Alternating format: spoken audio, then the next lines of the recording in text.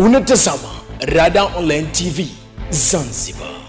Chama cha Mapinduzi kimemtaja mgombea urais wa Zanzibar Dr. Hussein Ali Mwinyi ni zawadi itakayoifikisha Zanzibar katika kilele cha ustawi wa jamii, demokrasia na maendeleo ya uchumi. Matamshi hayo yametamkwa na katibu wa kamati maalum ya NEC Zanzibar, idara ya itikadi, uenezi na mafunzo, Comrade Hamis Mbeto Hamis, katika mkutano wa hadhara wa kampeni huko Tumbatu, mkoa wa Kaskazini Unguja. Mbeto alisema ifikapo mwaka 2030 serikali ya Zanzibar chini ya CCM itakuwa na uchumi unaojidhatiti, ikiwemo kupanda kwa viwango vya utoaji wa huduma bora za jamii. Mbeto alisema msukumo uliopo katika utekelezaji wa sera chini ya uongozi wa Rais Dr. Mwinyi akisaidiwa na watendaji wa SMZ, sekta ya umma na binafsi, uwezeshaji na ushirikishwaji wa wananchi, yatatokea mageuzi ya aina yake. Mwenezi huyo alisema kwa Zanzibar itapanda chati na kuzivutia kampuni za kimataifa, wawekezaji wenye nguvu za mitaji duniani kuja kuwekeza miradi ya kiuchumi Zanzibar, biashara, elimu na teknolojia. Rais Dr. Mwinyi ni zawadi ya thamani kwa maendeleo ya jamii. Mafanikio ya kisera yatazidi kufungua milango ya fursa za kiuchumi, ajira na kubadili taswira nzima ya maisha ya jamii, alisema Mbeto.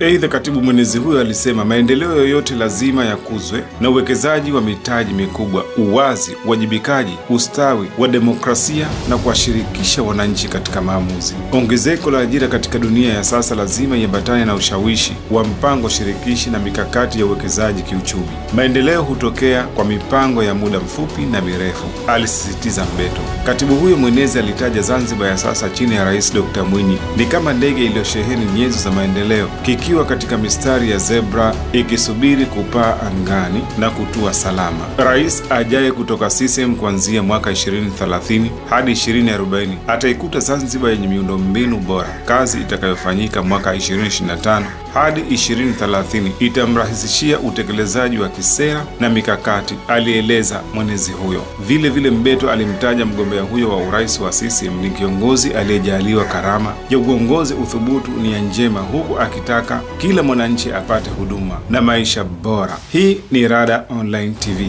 Pemba.